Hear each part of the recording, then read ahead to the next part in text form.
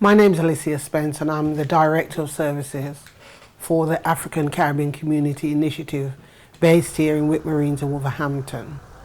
The organisation was set up in 1987, which is 30 years ago, by a group of Rastafarians who's called the Wolverhampton Rasta Progressive Association.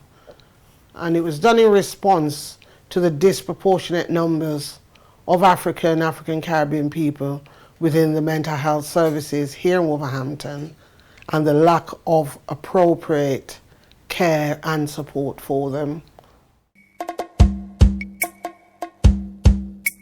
The service that we provide is underpinned by humanity.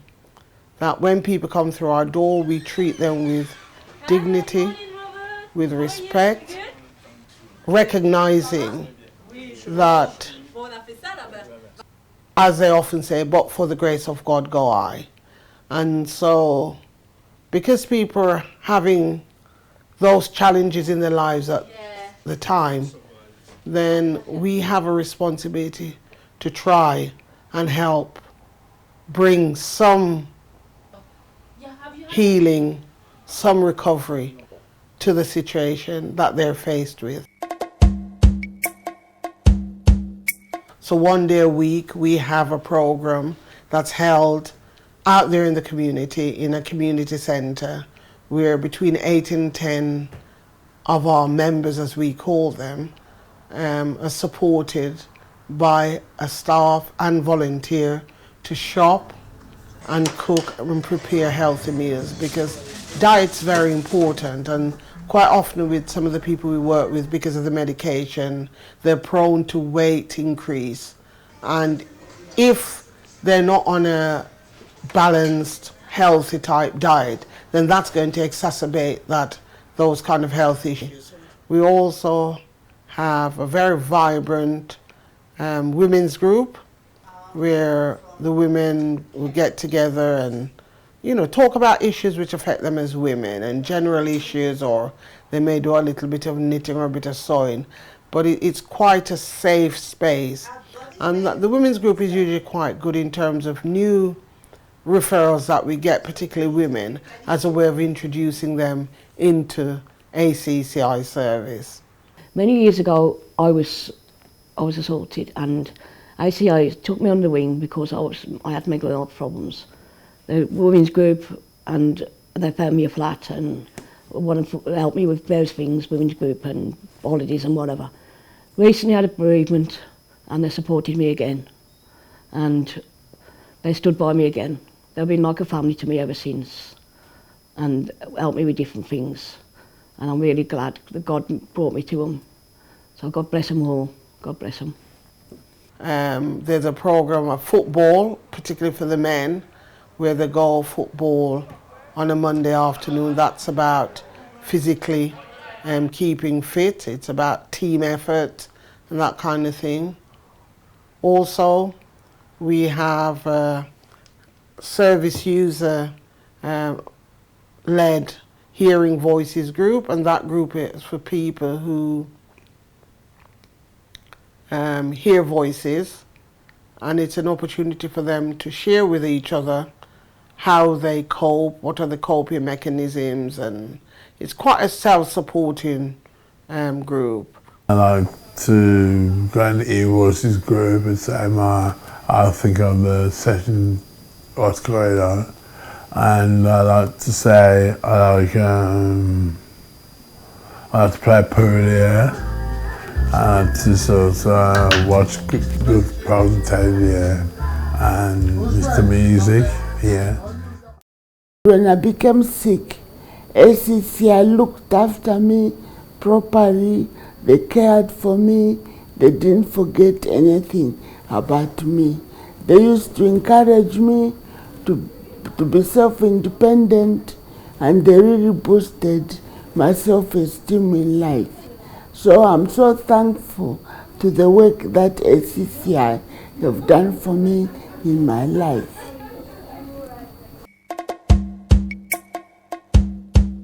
I mean, I think currently there is still, sadly, even 30 years on, there is still a stigma attached to mental illness. And so it really is about trying to bring that understanding and addressing that stigma. I mean, it exists in the wider community, but it's no less stigmatized in our own community. We have a lot of work to do. You know, some years ago, there was a group that did some research with, it was done with actually one of the faith groups, and what they were finding that people were saying that one of the issues that they found difficult was that, say if they'd lost a child or lost a partner or whatever, they didn't feel able to grieve as much as they wanted, because people would actually say, it's because your faith is weak, you know, God knows best, and not acknowledging that as a human being, we all deal with grief in a different way, at a different pace, and things like that. So bereavement, lots of unemployment, breakup of relationship, you know, racism, you know, stress, you know, this kind of thing. It's and those are the kind of things which, and sometimes there can be underlying physical illnesses which can trigger off, you know, mental health. I've lost 2 children, and I just want to get on with my life. I haven't got much to do, but I'm trying to cope with the people here. I'm mentally ill. I don't like it, but it's a stage in life that some people go through.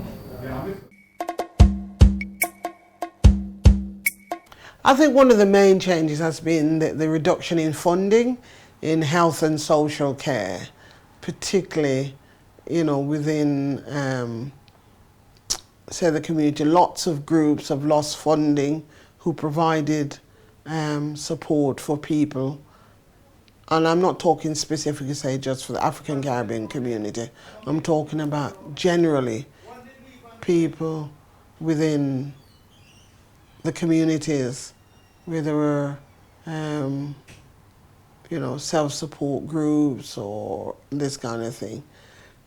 I think that's been one of the biggest changes we can see is the massive reduction in spending in this area.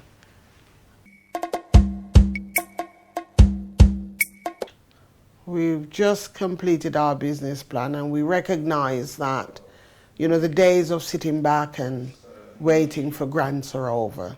There are no grants now. People have to be commissioned, so you have to be much more business-like. So we're kind of taking those challenges on, and I feel that we're winning. But that's a big issue. It's about how you package your service now, and that people can commission you to provide services for them, because that's the way that social care is going, and health as well.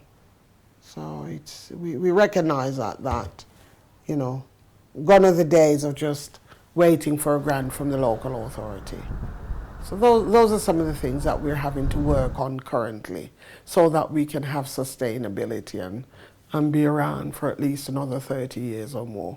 Because the one thing we know is that the needs of this client group isn't going to go away, which is sad. You know, we just have to plan to be around.